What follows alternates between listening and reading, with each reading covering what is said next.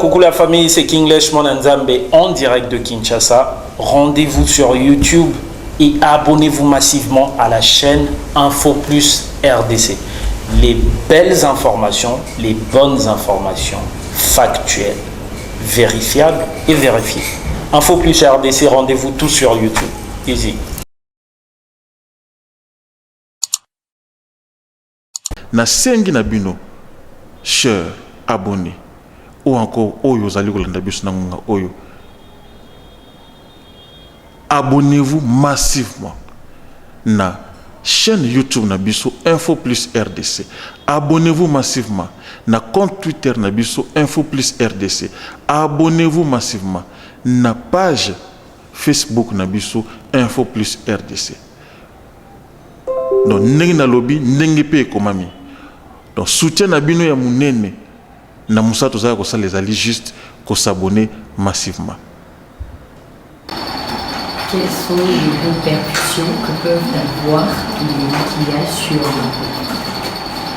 Les maquillages, généralement, sont fabriqués en respectant le pH de la peau, le potentiel hydrogène. Généralement, je parle à haute voix. Oui. Généralement, la préparation des grandes usines de maquillage respecte le pH de la peau, le potentiel hydrogène, ce qui fait qu'il y a moins de réactions. Mais il peut y arriver que dans la fabrication, pour certaines personnes, ils sont sensibles aux produits de fabrication qui sont dans les maquillages. À ce moment-là, quand on applique, il y aura des réactions de la peau, mais c'est surtout quand ces maquillages entrent en contact avec la muqueuse des yeux, par exemple, que la réaction peut être plus importante. Mais en principe, les grands laboratoires, quand ils préparent, ils respectent certaines conditions pour respecter le pH de la peau. C'est comme dans le cas des savons, par exemple. Il y a certains savons, quand vous utilisez, ça ne peut jamais vous irriter, parce que ça respecte le pH de la peau. Mais d'autres, qui sont peut-être fabriqués dans de mauvaises conditions, peuvent irriter la peau. Les maquillages peuvent suivre la même logique. Les produits de maquillage, quand ils sont fabriqués, il y a les ingrédients qu'on utilise, et ces ingrédients peuvent, chez certaines personnes, provoquer la sensibilité et irriter la peau ou les muqueuses. C'est ça. Okay. Est-il possible, dans la mesure où une personne soit sensible à ces produits de maquillage, qu'est-ce qui peut arriver? Vous avez dit tantôt qu'il existe des parties qui absorbent un peu plus facilement par rapport au reste de la peau. Et dans la mesure où ces maquillages sont aspirés continuellement par ces parties, qu'est-ce qui peut arriver? Effectivement, si vous êtes sensible, ça peut vous rendre même une maladie allergique des yeux, parce que la muqueuse des yeux absorbera, parce que c'est à la frontière avec les yeux quand vous faites vos maquillages. Et si les produits tombent régulièrement dans la muqueuse des yeux, ça peut faire une allergie au point où vous pouvez aller voir un ophtalmologue pour pouvoir traiter cela. Mais les parties non exposées, même les parties exposées, la peau absorbe moins les produits de maquillage. Il y a généralement très peu de sensibilité. Mais je n'exclus pas ça. En médecine comme en amour, on dit que c'est ni jamais ni toujours. Nous avons une loi qui est en médecine, une loi qui est aussi dans l'amour. Que ni jamais ni toujours. On ne peut jamais dire ceci ne peut jamais arriver. Non, ceci arrive toujours. Non. Ni jamais ni toujours, ni toujours au milieu. Certaines personnes peuvent avoir une sensibilité et certaines autres pas. Mes sourcils au crayon marron foncé. Comme vous voyez, je commence par en bas, puis en haut, et ensuite je vais venir faire 3 traits devant pour pouvoir faire effet naturel. Ensuite, je vais prendre le concealer de chez LA Girl, couleur Fawn. Je vais bien venir tracer pour que ça fasse effet on flick. Et là, je vais bien appliquer la matière bien estampée, que ça fasse propre, bien présentable. Ensuite, je vais reprendre le même concealer, je vais mettre sur mes paupières. Je vais mettre sur mes paupières pour que ça me serve de base. Et je vais bien appliquer, estomper. Ensuite, après avoir estompé, je vais venir prendre ma banana. Je vais poser sur mes paupières pour que ça fasse effet mat. Et là, j'utilise ma palette que j'ai achetée chez Amazon. Et là, je prends la couleur rose. J'applique bien la matière. Moi, j'aime bien beaucoup. J'aime bien mettre beaucoup de matière. Je ne sais pas pourquoi, mais j'aime bien mettre beaucoup de matière. Donc là, j'applique bien. Je mets bien, que ça prenne bien. Et je vais venir prendre la couleur noire de la même palette. Et je vais la mettre en dessous de ma paupière mobile. Je ne sais pas ça s'appelle comment. Mais vous voyez très bien ce que je fais. Du coup, je la mets en dessous de ma paupière. J'estompe bien pour que ça fasse aucune démarcation. Parce que travailler les yeux et avoir des démarcations, c'est pas propre. Ça fait pas professionnel. Du coup, là, vous voyez très bien, j'estompe, je mélange les deux couleurs pour que ça fasse pas de démarcation, pour que ça fasse un rendu joli. Et après avoir estompé les deux couleurs, je vais venir prendre la couleur orange et je vais la mettre en haut de la couleur rouge. Vous le voyez très bien, j'ai pris la couleur orange. Donc du coup là, ça va me faire un rendu rose, orangé. Après, vous allez voir à la fin ce que ça va faire. Bref, vous voyez là. Ensuite là, je vais venir prendre le concealer de chez Maybelline, le Fit Me, couleur 16. Et je vais faire un cut case. Et cut case, je suis nulle en anglais, hein. Mais bon, vous voyez ce que je suis en train de faire. Pour venir poser une autre matière, je pense que là, je vais venir mettre la couleur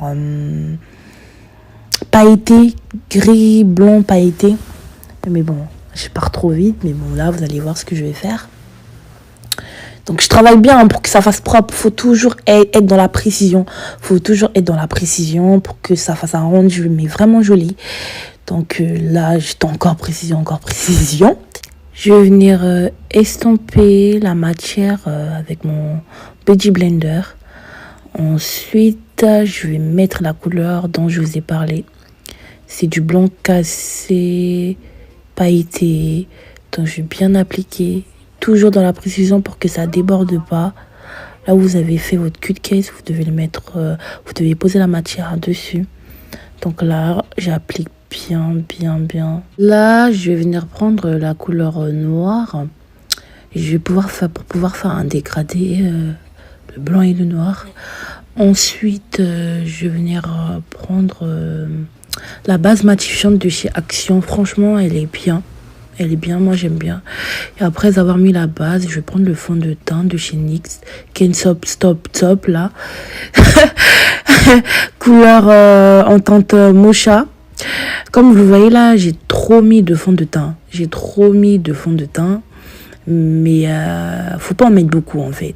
Là j'ai abusé, mais faut pas en mettre beaucoup. Là je vais bien estomper mon fond de teint. Bien estomper. Et j'ai oublié de mettre les faux cils. Du coup, je vais venir les mettre après avoir mis mon fond de teint.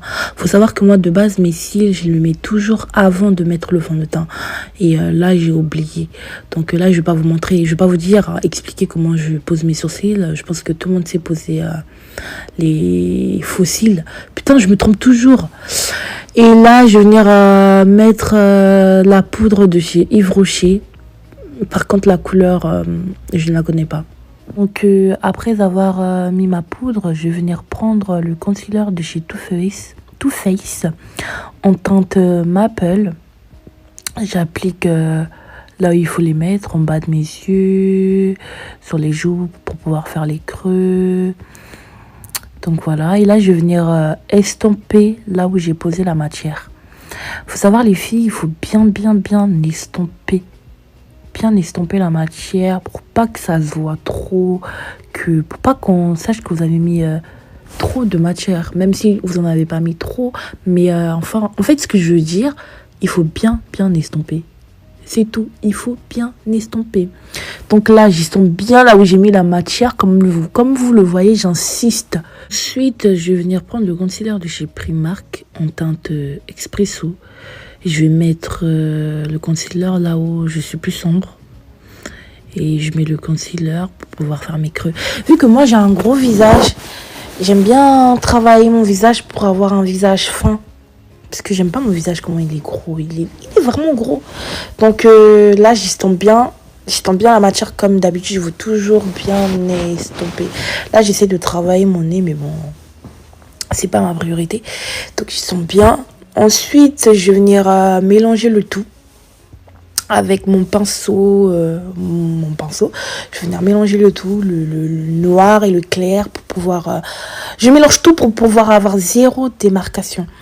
Genre, il faut éviter à tout prix les démarcations. Genre, quand on a trop de démarcations, c'est pas joli, c'est pas beau. Et on voit trop qu'on a fait un contouring. Le but, c'est de ne pas voir qu'on a fait un contouring. On sait qu'on a fait un contouring, mais il faut pas le montrer. Donc, il faut bien mélanger le tout, bien estomper. Donc là, je vais venir prendre ma banana. Je vais bien mettre là où j'ai mis le concealer Too Faced. Je sais pas comment on appelle ça, mais les parties lumineuses, je pense.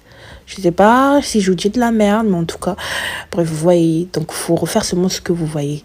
La poudre de chez Primark, couleur chestnut. En tout cas, c'est chestnut 16. J'arrive pas à le dire, mais bref, au moins, j'ai fait l'effort de le dire. Là, la poudre, je l'applique là où j'ai fait mes creux, là où j'ai mis le concealer Expresso.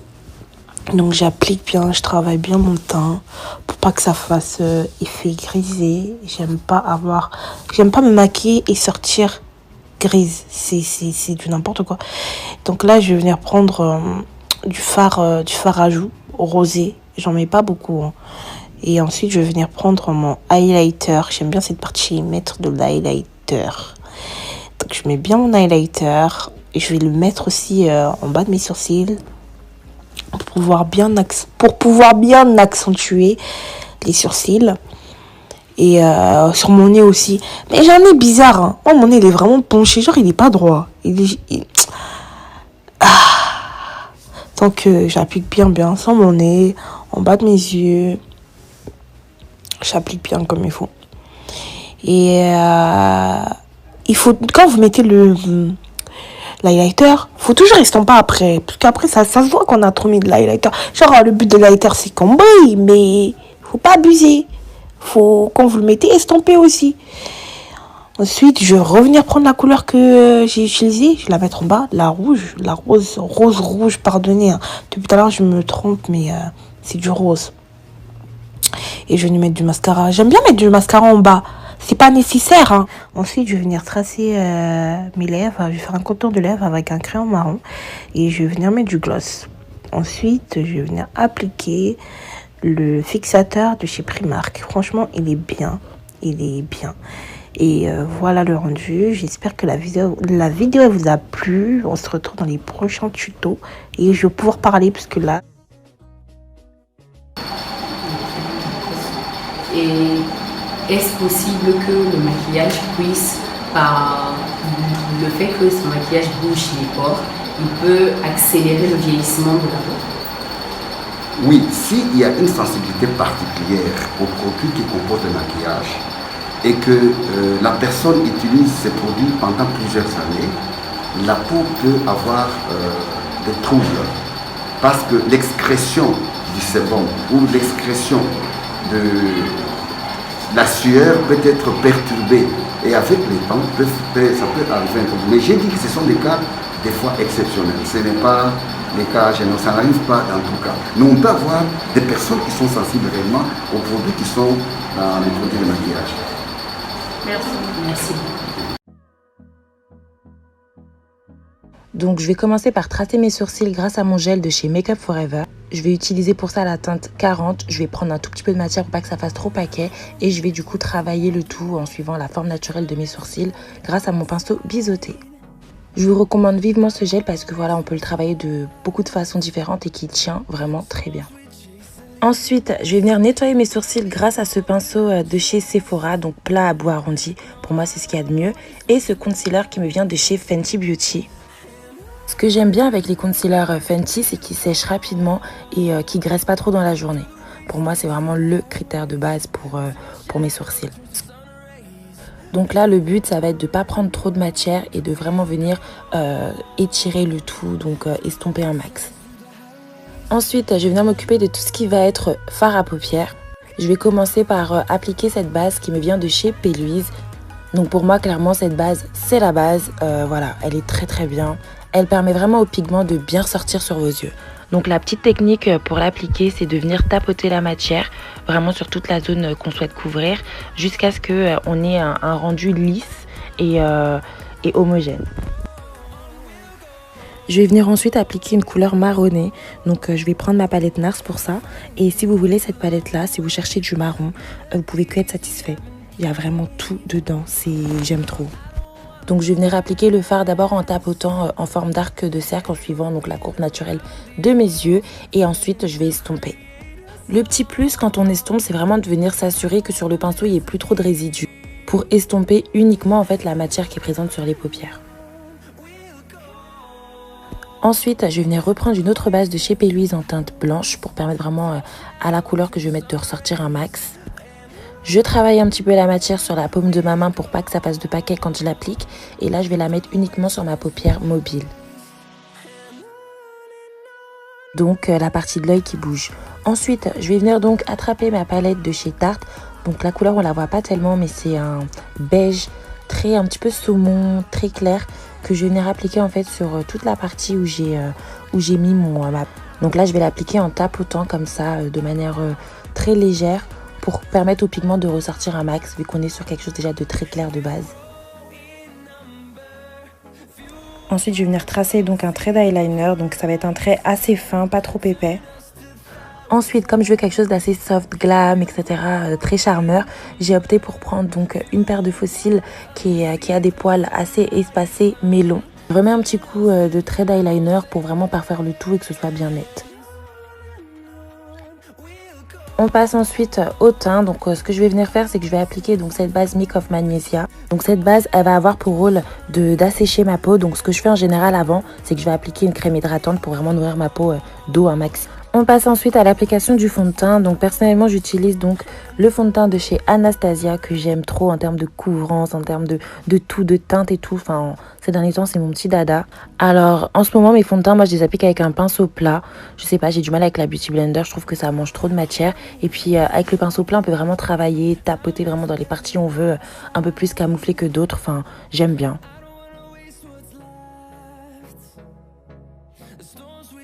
Donc voilà le résultat. Donc vous voyez qu'avec mon cou c'est assez homogène et que ça me donne vraiment un teint chocolat comme on aime. On passe à l'application de l'anti-cerne. Donc je vais venir réutiliser mon anti-cerne de chez Fenty. Je vous mettrai les références en barre d'infos, mais bon après c'est utile sans être utile dans le sens où on a peut-être... Donc dans mon application de tout ce qui est anti-cerne, j'essaye de prendre pas trop de matière et d'estomper un maximum. Donc j'applique tout ça sur ma zone T et je vais venir estomper grâce à ce pinceau de chez Zoeva que j'aime trop pour estomper tout ce qui est anti-cerne. La Beauty Blender aussi, elle est pas mal pour jouer ce rôle-là. Et bref, donc j'estompe un maximum en tapotant.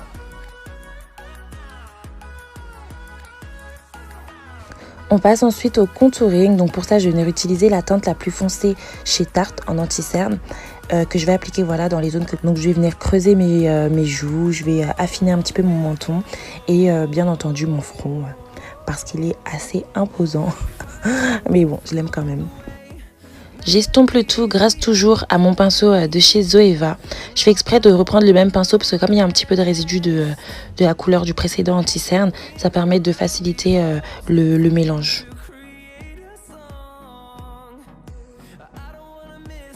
Donc là, je vais venir mettre un petit coup de crayon noir en dessous de mon œil pour permettre à mon œil de bien ressortir.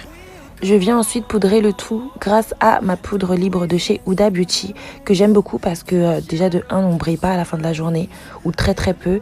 Et puis voilà, elle a ce côté-là qui lisse énormément la peau et c'est exactement ce que je recherche donc c'est parfait.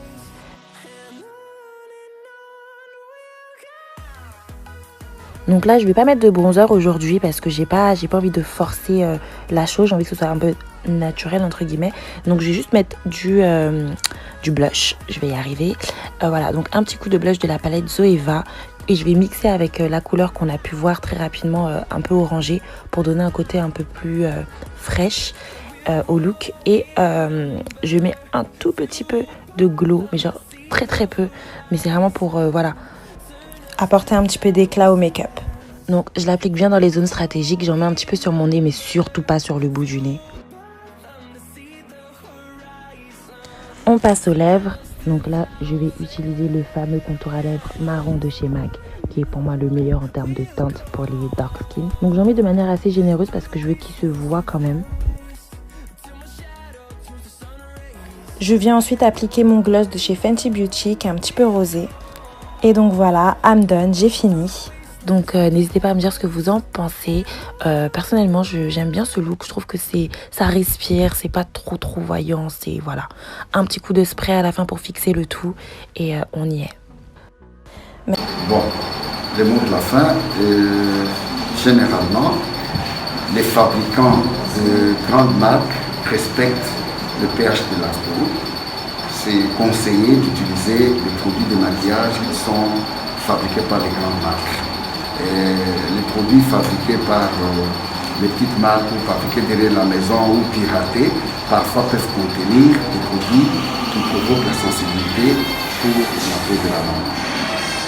Ça. Na sengi na bino, cher abonné, ou encore oyo zali kolanda biso na ngonga oyo. Abonnez-vous massivement na chaîne YouTube Nabiso Info Plus RDC. Abonnez-vous massivement na compte Twitter Nabiso Info Plus RDC. Abonnez-vous massivement na page Facebook Nabiso Info Plus RDC.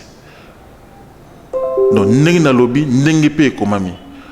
Donc soutien na bino ya munene na musato za ko sa les ali juste ko s'abonner massivement. Coucou la famille, c'est Kinglish Monanzambe en direct de Kinshasa. Rendez-vous sur YouTube et abonnez-vous massivement à la chaîne Info Plus RDC. Les belles informations, les bonnes informations factuelles, vérifiables et vérifiées. Info Plus RDC, rendez-vous tout sur YouTube. Easy.